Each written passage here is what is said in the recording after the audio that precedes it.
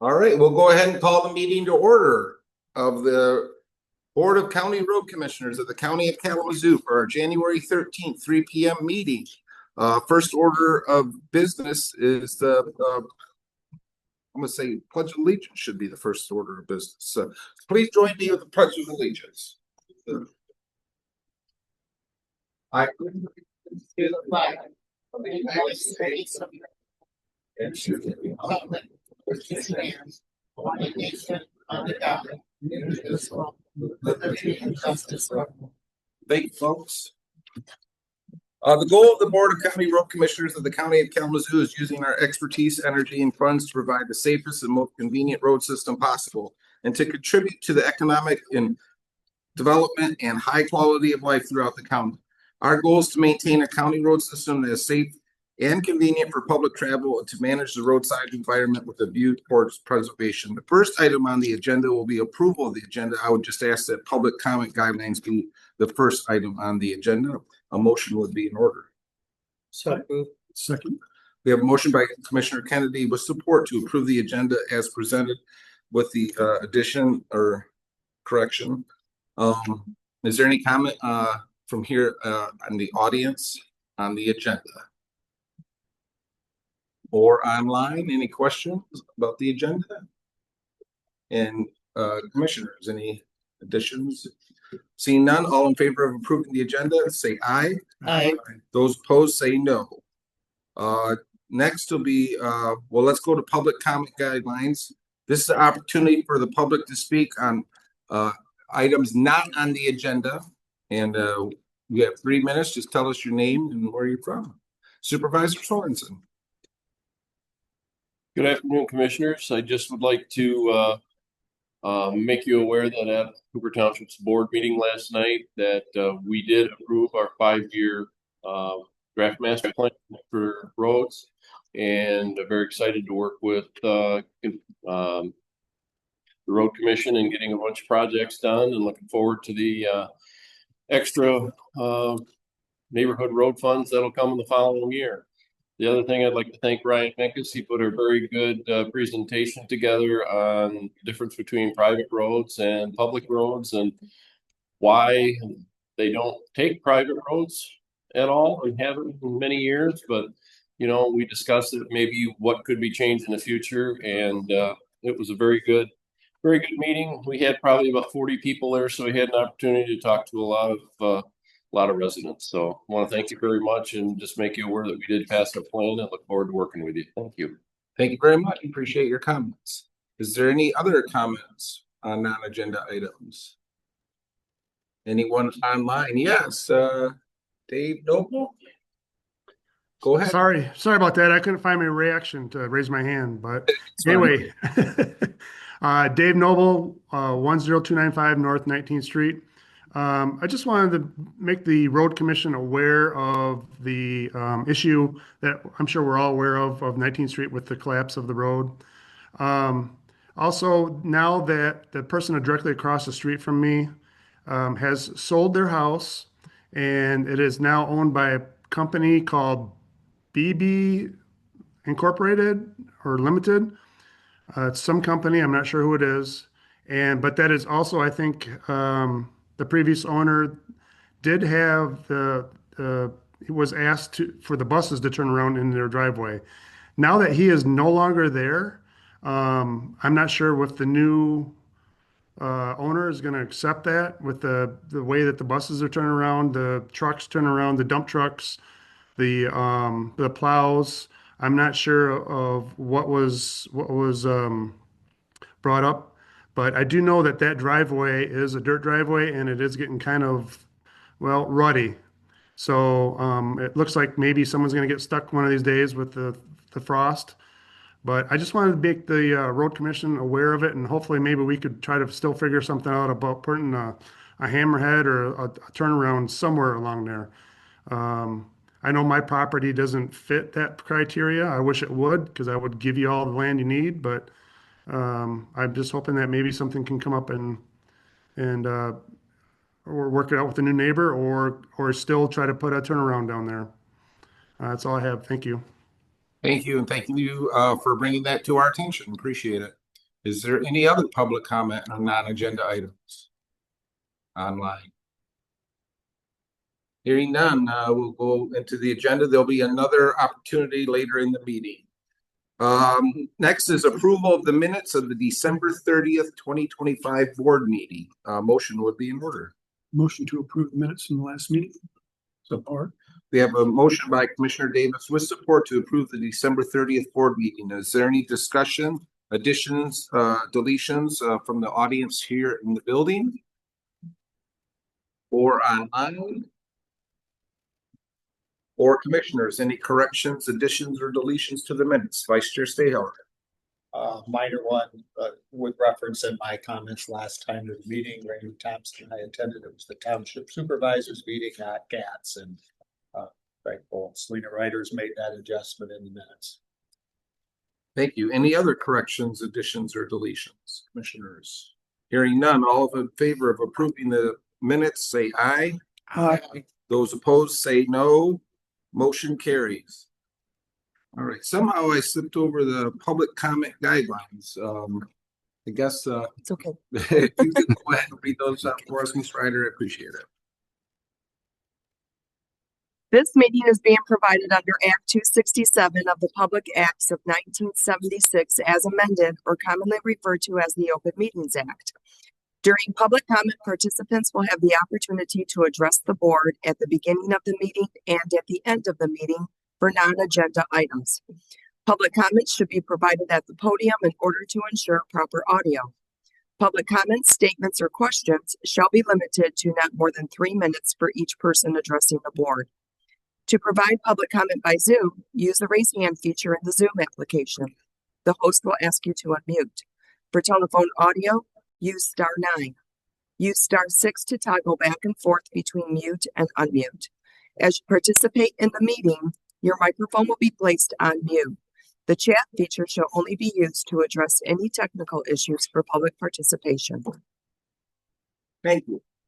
Next on the agenda is the approval of the payroll and vendor accounts. We have a corrected copy that's been placed on your desk. The payroll corrected version is $223,101.43, and the corrected vendor accounts is $693,883.28. Motion would be in order to approve the payroll and vendor accounts. So moved. Second. We have a motion by Vice Chair Stayhauer with support to approve the payroll and vendor accounts. Is there any discussion amongst the audience here in the building or online or amongst commissioners? Hearing none, all in favor of approving the payroll and vendor accounts as corrected, say aye. Aye. Those opposed, say no. Motion carries. Next will be approval of the expense reports of Commissioner Pulowski and Stayhauer. Motion would be in order. So moved, Thompson. Second. We have a motion by Commissioner Thompson with support to approve the payroll, excuse me, to approve the expense reports for Commissioners Pulowski and Stayhauer. Is there any discussion amongst the audience here in the building or online or amongst commissioners? Hearing none, all in favor of approving the expense reports, say aye. Aye. Those opposed, say no. Motion carries. All right, now we already had public comment. Let's go to presentations. Presentation tonight is The Weight of Seasons, Keeping Michigan Roads Alive by County Engineer Ryan Minkus. County Engineer. Thank you, Chair and Board. Thank you for this opportunity. It's a lovely sunny day here in Kalamazoo and reminding us of what's to come. Hopefully spring is around the corner. For us here at the Road Commission, that generally turns to what's happening to our roads in the thaw, right? So today is a really great example of why we want to look at this sort of thing and kind of come and talk to you today about weight restrictions and what we do, what they are, and how they help us out. So I am Ryan Minkus, County Engineer, Road Commission of Kalamazoo County. This time of year, again, this is what we'll see, but if you've been driving any amount of time in Michigan or anywhere virtually, you've seen a pothole. You may not know how they form, right? So this little infographic here kind of gives you a summary of it. Some way, shape, or form, water gets under that paved surface. And then during winter, that water freezes. As water freezes, it expands. As it expands, it causes things to deform, like the asphalt above it. Then as things thaw, the water will sink down into the groundwater underneath the road, but will leave a void up where it left the deformed asphalt up above. And then as you or I are driving down the road in our car, our wheel hits it, boom, pothole is born. How does the water get in there? There's a couple ways, and generally speaking, fall is kind of a unique or special season for us. Frost is built into the ground from the top down. So in the fall, as freezing temperatures come in, the surface of the ground starts to freeze before things below it. So as rain and snow fall on top of it, it can't seep down in underneath the road surface.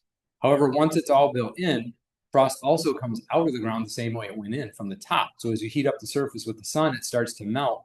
However, the layers underneath are still frozen. And what that ends up doing is creating a barrier that won't let water get out from under the road, which is what causes problems. The best analogy I have for this is that gravel layer. If you think about a sponge you might have in your kitchen, if that gets dry and you put it on your counter and you put your hand on it, it can kind of support some of that weight of your hand, right? But if you get that completely wet, you can push that as flat as a pancake. And that's the same thing that'll happen to the gravel under the asphalt.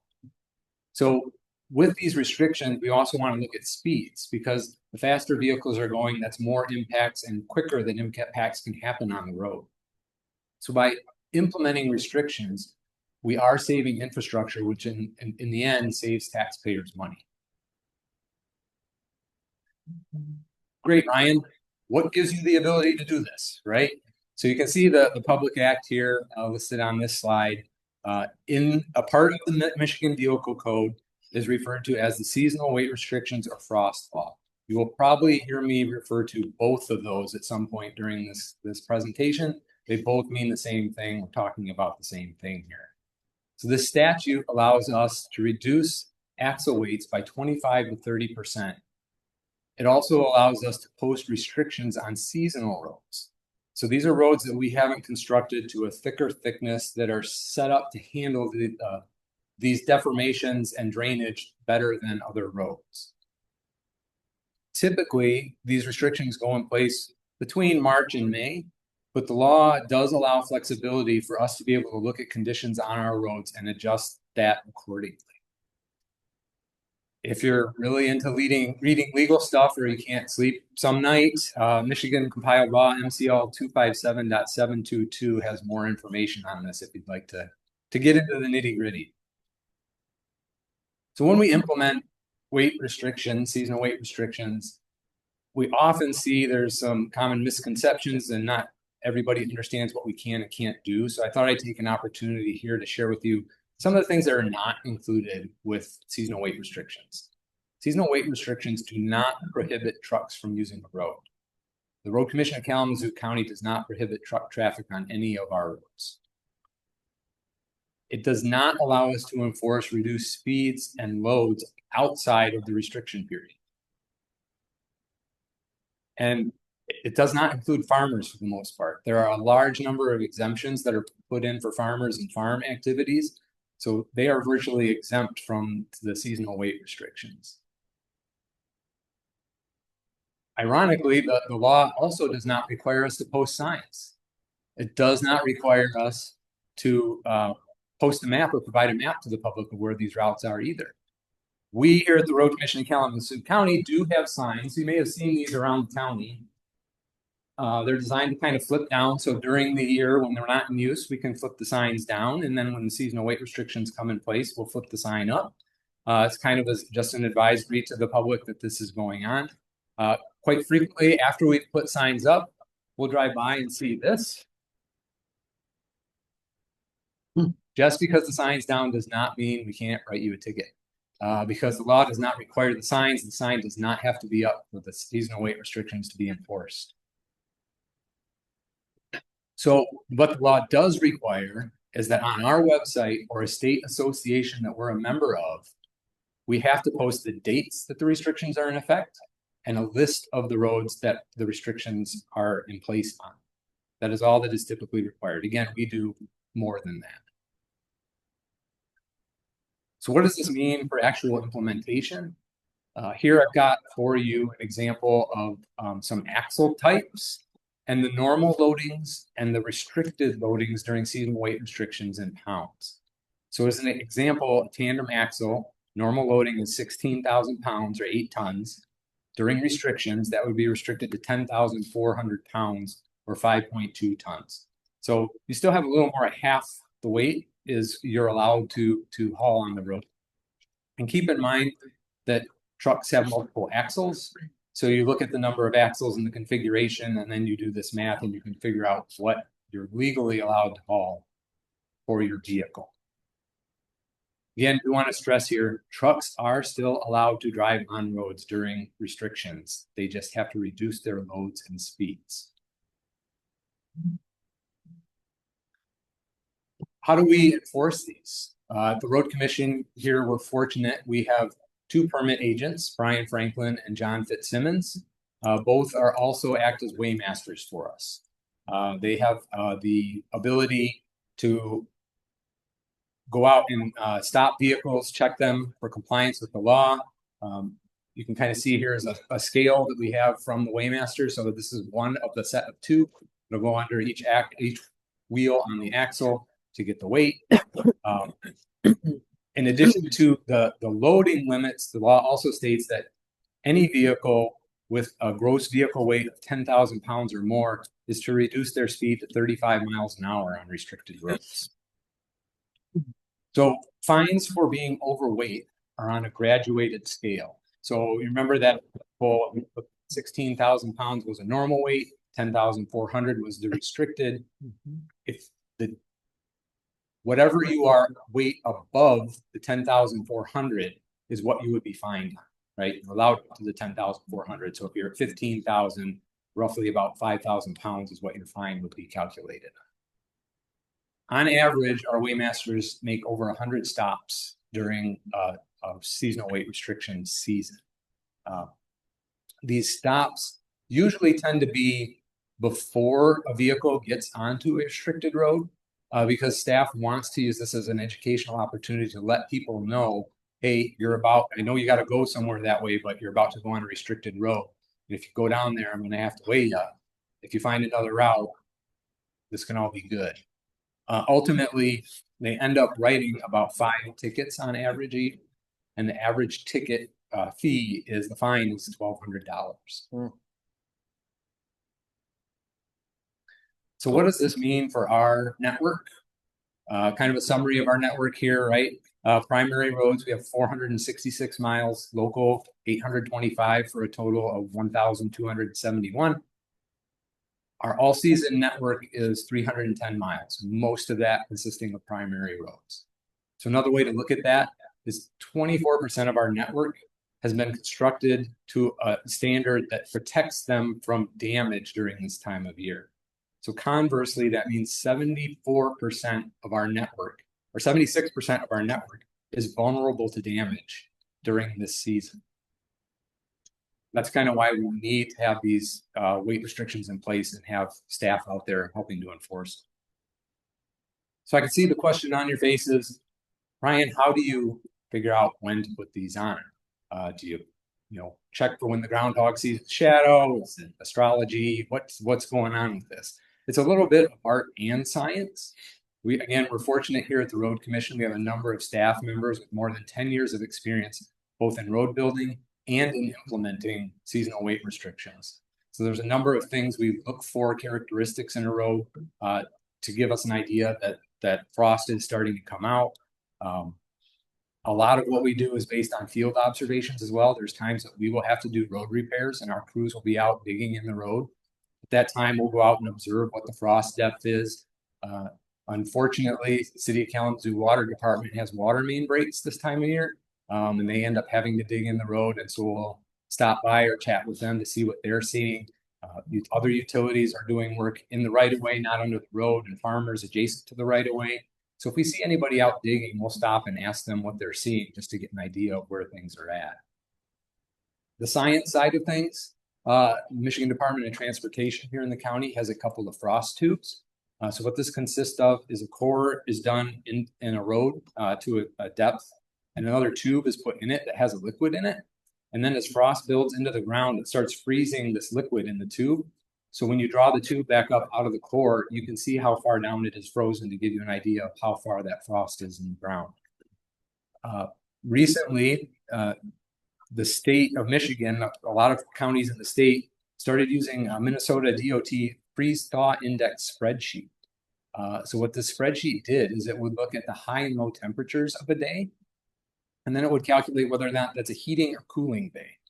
And then as you got more and more cooling days, it would add numbers in the spreadsheet to kind of indicate frost being built into the ground.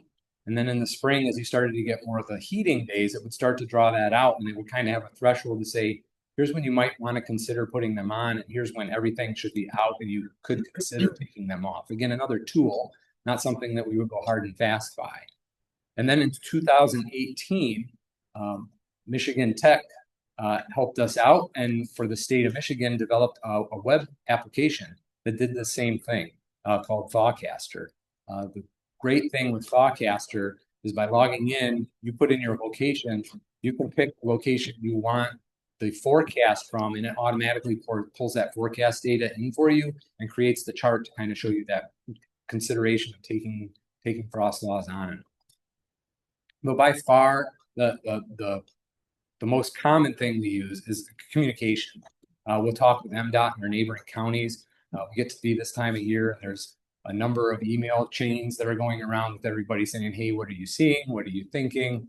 We like to try to put frost laws on regional approach. A way to think about this is if we're kind of central to southwest region in the state, if we put them on 2 weeks before everybody else, everybody has to kind of adjust their loads or risk getting a ticket as they're driving through Kalamazoo from Calhoun to get to Van Buren, right? So if all of us put them on at the same time, everybody's treated the same and kind of across county lines.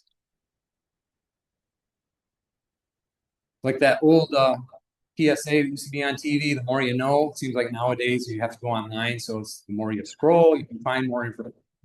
We put information on our website. As I mentioned, we have maps and lists available for the public.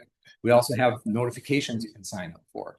In addition, I mentioned we had to post this on our site or a state association. The County Road Association of Michigan is our association for that. So they do have information as well that's supplemental to county sites. The great thing about the CRA site is it gives you a concise picture of the state. You can see in this graphic on the left, the counties that are in red have seasonal weight restrictions enacted. This was taken from, I think, Monday of this week. So there were five here, counties that had seasonal weight restrictions in effect as of Monday. So anybody who's traveling across the state can see where they might be impacted if that's happening. And as is common with a lot of things, yes, there's an app for that. CRA developed an app that you can download to iOS or Android phones where you can get this information on the phone and not have to access a website. But the wonderful thing about that app, you can click on a county and it will give you specifics about the date, start and end dates. But it also has links to the county website should you need to get permits. So it is a useful tool. Just a little bit of additional information here. So I wanted to show you kind of the number of days restrictions have been in place. So the number in this chart on the left-hand side, those are the days, and the bars are the number of days in that year that weight restrictions were in effect. And then the hatched pattern in the background and the numbers on the right correspond to the number of service requests for potholes we had that year. And I guess the thing to kind of take from this is once that number of days kind of starts to cross the 30-day period, once it gets larger, we'll typically see a spike in the number of service requests for potholes. And it's typically because as the duration of frost laws goes on, that means we're having more freezing and thawing cycles again. So during the day, it might get to 40, and then at night, it's dropping down to 25 or 30. So things are freezing at night. So the more cycles that's happening, it's causing more of that deformation that creates more potholes and thus leads to more service requests for us. So how can you stay informed about frost laws for us? Well, we have lots of social media. We put as much information as we can out there about frost laws and weight restrictions. We have a dedicated phone number here at the Road Commission for this. You can call that 24 hours a day and get information on it. Contact our office. We can get you that number. But yeah, I think the best way I can recommend for somebody to stay informed is to sign up for RCKC Connect, because there is a section on there for weight restrictions. So you can have this notification sent to you when we put it out there. Typically, we try to put a notice out a couple days in advance of us putting restrictions on and taking them off. So you kind of get a heads up that things are coming and a heads up on when they're going to be coming off. And if all of this sounds interesting to you and you'd like to be a part of how we determine when we put seasonal weight restrictions on and off, we do have positions available here, and you can check out our website, and you could be a part of the solution in helping us save our roads. We'd be happy to talk to you if you'd like to fill out an application to say. So with that, I'm happy to answer any questions you might have about seasonal weight restrictions. I'll start out with maybe the obvious one. We did want the permit agents here to give this presentation to you. However, this week they're at truck enforcement training, which is their annual training on changes to laws to make sure that they're up to date before they go out and start enforcing seasonal weight restrictions for us. So they're at training this week, and I'm stepping in. Very good. Excellent. Questions, commissioners? Commissioner Kennedy. So, just a couple. So what happens? So I noticed that it might have just been a picture of a police car. Our vehicles don't look like that, correct? Okay. Well, they're similar. They have the lights on top, and it's blue light, I think, not red. So what happens to those funds? I apologize if I missed it. Nope, you didn't. It's a great question. I purposely left it off, but you guys would ask that question, so it's wonderful. Those funds are collected in the county in which they're received, so they're directed to Kalamazoo County. And then statute says 25% of those funds have to go to libraries in that county. Interesting. So the funds are collected by the county and retained by the county. I do not believe they make their way back to us, but 25% of them go to libraries or law libraries in the county in which they were collected. So the other question is on the slide that you had that you were talking about potholes. You had a couple of years that just seemed like there were zeros. Is that because we just didn't have any potholes that year that were removed? So those, Check the system. yeah, that the zeros you saw was referring to the bar charts, right? Which I think Sarah's helping me pull that back up here right now. So that was the bars on that chart, and the bars were the number of days we had seasonal weight restrictions in place. Okay. So in I believe it was 12 and 2023, 23. we did not enact weight restrictions. Okay. We had very mild winters. We were monitoring everything and decided, you know what, we don't need to put them on this year. Okay. We still have to monitor, and so there's always this kind of time frame. Are we not gonna? And commercial carriers call us, want to know, come on. That happens every year to get those calls. But if we don't have to put them on, we're not going to put them on. Fantastic. Thank you. I'm good. Commissioners, other questions? Like Commissioner Davis. Yeah, our weight masters, it's Brian and John. Correct.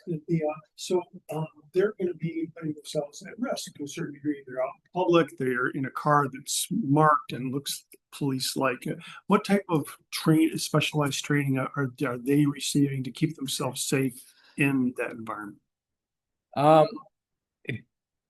We don't have, I don't think they've been through specific training. I do know both of them wear some body armor when they're out rolling, especially when they approach vehicles. But they've been doing this a number of years. Both of them have driven truck, so they're kind of familiar with how drivers might be responding to them. Fortunately, we've never run into an incident. If there's anything where they're ever feeling in danger, they just let the truck go, and then they'll call law enforcement to help. So we're never trying to be a hero or anything with if they feel threatened or in danger, they will let the vehicle go. Okay, I wanted to make sure that they had protocols in place to, Yep. I'm mostly concerned about like a case of a mistaken identity that they're, being pulled, somebody, might be out there doing something and they get pulled over and they don't know the difference between them and a cop and they might do something stupid. Sure. Okay, thanks. Other questions? Go making roads, all seasonal roads. I know recently we did Q Avenue and Pavilion Township. As we're going through the county and redoing roads, are we making seasonal restricted roads all season as we go through? We are monitoring that. That's a good question. We have, there are state funds that are available to us to do this as well. However, we just have to make sure they're shown on a map that the state has access to, right? So typically every couple of years we review this map. This map shows our current all-season network and shows future planned connections on the all-season network. Good. So as long as the roads are shown on either of those states on that map, we can apply the certain pot of state funding that we get every year to those roads to do that. But yes, even if we're not using state funds, we will review a road and say, we're reconstructing it at this time. Do we want to continue the all-season network here? Should we build this to that thicker cross section and do an evaluation? So yes, as projects come in, we're reviewing that. Excellent, very good. Any Commissioner Davis? Price differential between two types of roads. I'm sorry, could you The repeat? price differential. How much more A is season road, vulnerable road. Typically, we're seeing another layer of asphalt, so it would be a 30% increase. Okay. The rest of it, if you're reconstructing the road, a lot of the other things are similar. You're just going to put another layer of asphalt. All right, thank you. any other questions? All right, Managing Director, anything to add? No, I just appreciate Ryan stepping in here today. And then I guess I do have one simple question for Ryan is there are 5 road commissions that have implemented seasonal weight restrictions. So what would cause them to do that and the rest of the state hasn't? Well, again, the statute allows, it says each road agency has the ability to do this. So cities, villages, they all can go on at different times. But again, they try to do a regional, countywide approach. So the counties that are in red there were doing evaluations on their system and made a determination based on what they were seeing through weather forecasts and conditions on their county roads that they thought it was necessary to enact weight restrictions. It also does not mean they only go on and then off and you can't put them back on again. So this may be a situation where if we get colder weather again, they may see or deem that frost has built back into the roads, and as they start to thaw again, they may need, if they take them off, they may need to put restrictions back on. So that law does not limit us to only doing this one time a year. Okay. Yep. We try to do that just to make it easier on Right. them.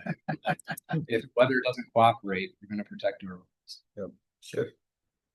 Excellent, very good. Nice. Thank you very much, Ryan. Appreciate it. Thank you. Excuse me. All right, that'll take us to new business. The only item for new business is the request approval of a wheel loader purchase, 2 units. Managing Director. All right, this is our first capital outlay purchase of the year for 2026. So currently, the Road Commission has 2 John Deere 624K wheel loaders. They're 2015 models, so they're 10 years old. They have approximately 5,000 engine hours on them. So they're to the point where we need to replace them or invest a considerable amount of money into repairs and renovations. They spend a lot of time in the salt, so they're very hard on our loaders. Loaders are also used for simply load material in our daily activities, such as sand, aggregate. We use them for cold patch, topsoil riprap, and many other types of materials. We also use our loaders for emergency storm cleanup. So we have significant storms. We'll take the loaders out to help push trees off the road. And then in our winter operations, there's times they'll actually end up out on the road, particularly cleaning cul-de-sacs. And also when we get heavy drift areas, they're very useful in those areas to clear the roads. Our team solicited quotes from multiple vendors, both through the Sourcewell and the MyDeal government purchasing programs for 2 loaders. The quotes were all for comparable machines, with attachments. So we're recommending to purchase two 4.5 yard buckets with these two loaders, and then one fork attachment and two grapple bucket attachments. So the grapple bucket attachments would be used in that emergency storm operation. So we received 3 quotes from AIS Construction, Carlton Equipment, and Michigan Cat. Our team's recommending the purchase of the John Deere 644P wheel loaders from AIS Construction, really based on past history, the proven performance, reliability, customer service. We just had a really good experience with the John Deere equipment. And also I wanted to point out, when we were going through the quote process, the John Deere loader is the only loader that has the integrated scale system.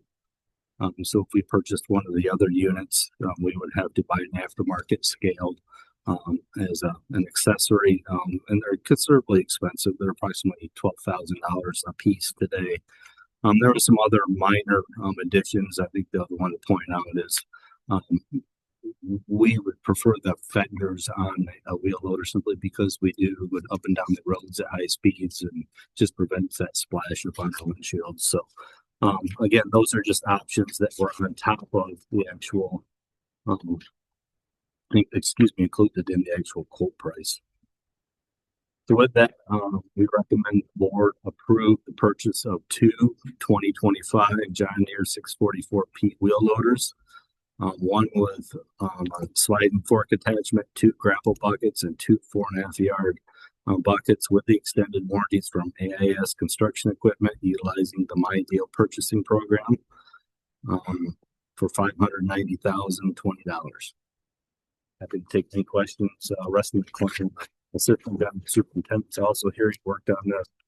I'm sure he could assist with questions also. We'll start with the motion first. Is there a motion? I have a motion to support passage of the Got a motion by Commissioner Stevens, support by Commissioner Kennedy. All right, discussion, questions for Rusty here. Commissioners or Bandage Director? I have a question for the Sure, Energy Director. So I was looking up the purchase agreements and stuff. I wasn't sure about whether or not what are we going to do with the old units? Are we going to trade them in? Are we going to sell them as surplus? What's the plan? Absolutely, great question. So with this purchase, it would include trading in our 2 wheel loaders that we currently have.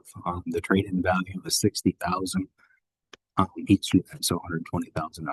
Yeah, I saw that language. So that's included. It's hard to right? parse out how that was coming back to us. Okay. And then the other thing was just, where can I get the heated mirrors? Seems kind of nice. Part of the Absolutely. That's something, even with our plow trucks, right? It's key around those cold conditions.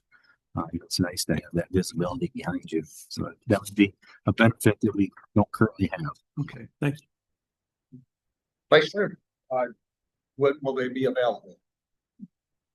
Rusty could probably help with that question. I am not certain.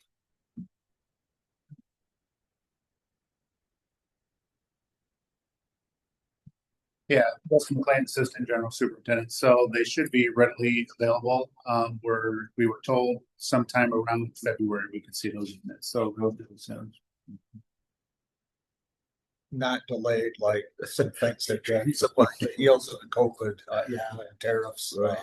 Okay. These are February 26, not 27. Anything else, Vice Chair? No, okay. Or Mr. Davis? I was just going to equip that. I guess it's nice to not have to have something custom made. Yeah. I'll just follow up when we usually have equipment that we don't trade in. We sometimes sell to our other road commissions in our area in the past. Frugal 5, I'm thinking of. Yes, Commissioner Kennedy. So the 60,000 is reflected in each one of the bids as the trade-in? So the actual 500. The AIS, construction. So the $590,020 includes the trade-in value. Yes. Okay, but were the other two? Includes their trade-in value also. Okay, Yes. just wanted to. doing our due diligence. Yes. Commissioner Thompson? Couple things. I know it's different and I'm not a little bit factoring in, but $52,000 difference. Some of that's the type of equipment on different motors. Right. So the low quote was through Carlton Equipment for a was it a Delavon? Is that the brand name? Delavon motor used to be. They changed names, but it's a Korean type loader. So yeah, the resale value is not near as much on that unit, and also it doesn't include the additional equipment. But it is the low price. Thank you. Any further questions, commissioners? For Rusty or managing director? Hearing none. Thank you, Rusty. All right. Hearing no more discussion, all in favor of approving the wheel loader purchase 2 units, say aye. Aye. Those opposed say no. Motion carries. Very good. Okay, that'll take us to public comment on our second opportunity for public comment on non-agenda items. If there's anybody in the public who'd like to speak to the road commission about any non-agenda items, now's the opportunity. Anybody here in the building? Seeing none. Anybody online? Seeing none. Hey, we'll move on to the further agenda. On to managing director's time. Managing director. All right, I have just a few items this afternoon. And I think I have one on my phone. Here we go. So I just wanted to point this out.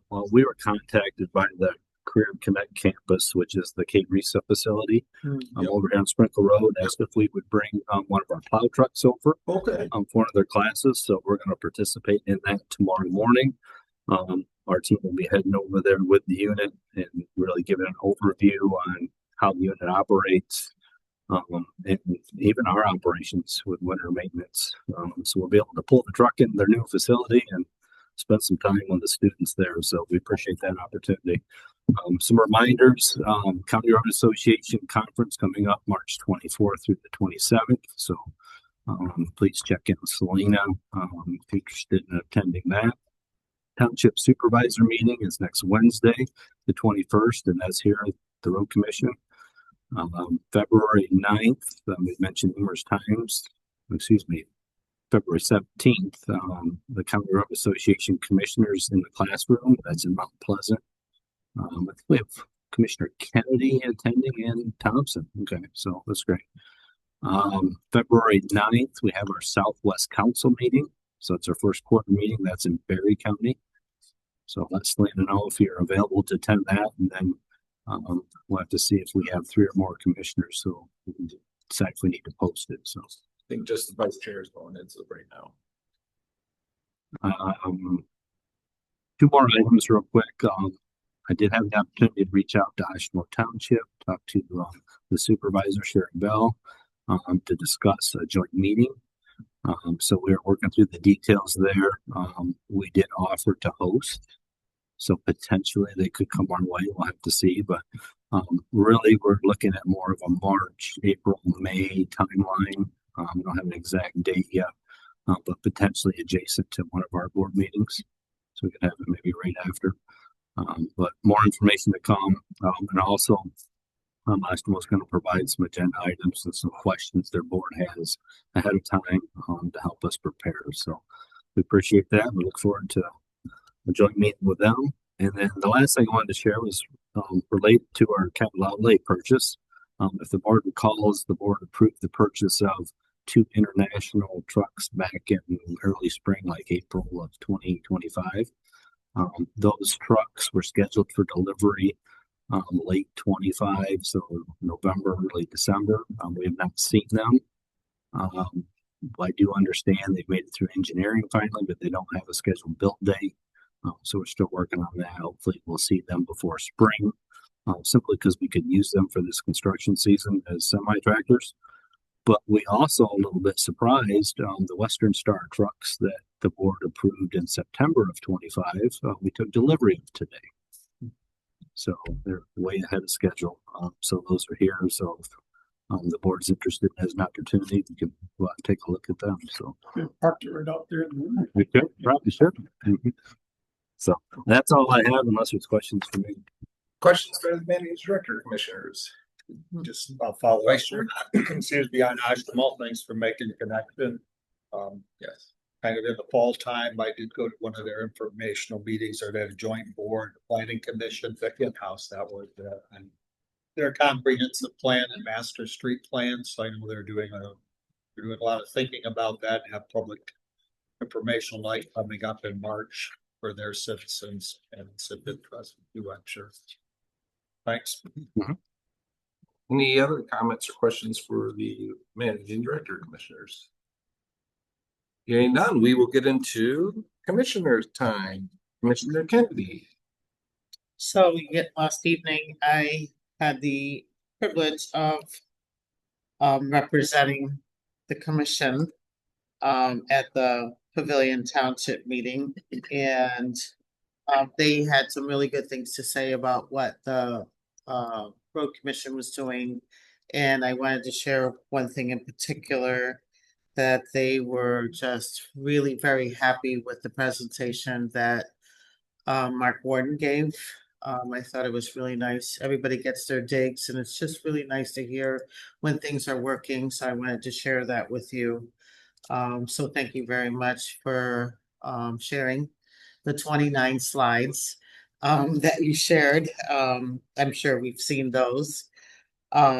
And then I wanted to congratulate Commissioner Straubs, who was voted chair again for this year. Congratulate Commissioner John Taylor, who is the vice chair of the county, and Commissioner Hepler as pro tem for this coming up year for the county commission. And I always talk about veterans because I'm a veteran. I want to make sure that if any veteran is interested in park passes for the different parks in the county, to stop into the Veteran Service office off of Alcott.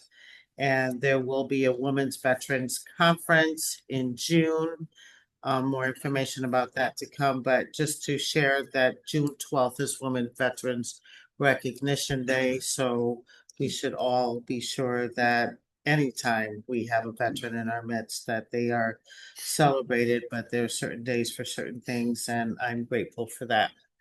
And with that, thank you. Thank you, Commissioner Kennedy. Commissioner Davis. I don't have anything to share other than with these times of social strife, we all should remember that Martin Luther King Day is Monday. Great. So, thank you all very much. Thank you, Commissioner Davis. Commissioner Thompson. Yes, I was able to go to the Cooper board meeting last night, compliment Ryan on his presentation to them. While I was there, the gentleman, Mr. Noble, that spoke earlier, talked to Ryan and I about the 19th student and a possible turnaround there. So Ryan's aware of that also. Did have a couple of citizens that talked to me before the meeting, concerns about plowing and how their lawns are pretty messed up. So I asked them to put in service requests. But I told them they asked me if I would mention it today at our meeting, and I said I would. So, but other than that, I do have a Board of Public Works Thursday, and I am going to Schoolcraft meeting tonight. Thank you very much, Commissioner Thompson. Vice Chair Stayhauer. Yes, formal assignment was County Parks. I was there last week, Thursday. Say generally an ordinary meeting. And I will not be there February 5, so I'm wondering if my fellow Commissioner Lori Kennedy might be available, and I alluded I would be away, so set you up there if you're willing to attend, Commissioner Kennedy, and able to.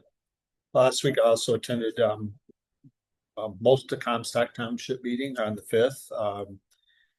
I was out driving due to some service inquiries out Ross Township, Gull Lake area. They had some slippery roads. Service requests were to be turned in by the residents, but I thought I'll go look firsthand myself. Snowpack, some hills, narrow roads. Garbage trucks have difficulty. A couple of hills, I thought, okay, I'm not familiar with the area.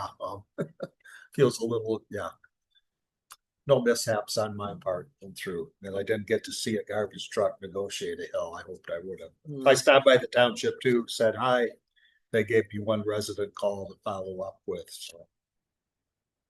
But they had no complaints, at township wise or the officials present there.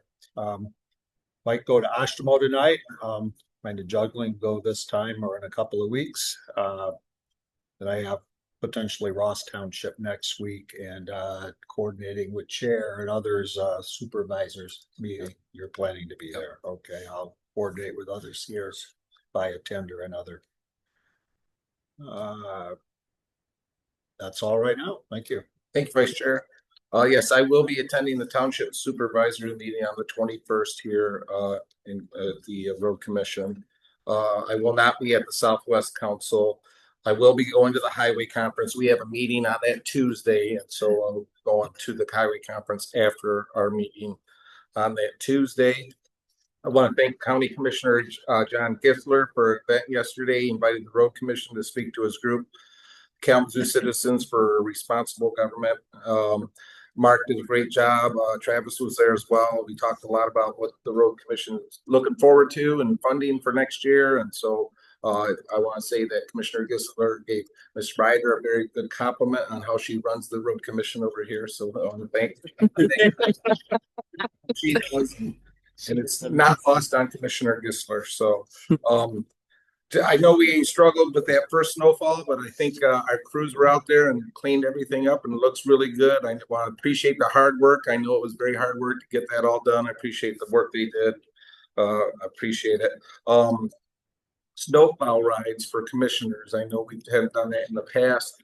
So Commissioner Kennedy, if you're interested in riding in a snowplow, be sure to get with Travis and let him know, and we'll get you in there and so you can ride around and see how it works. So, and that with that, I will entertain a motion to adjourn.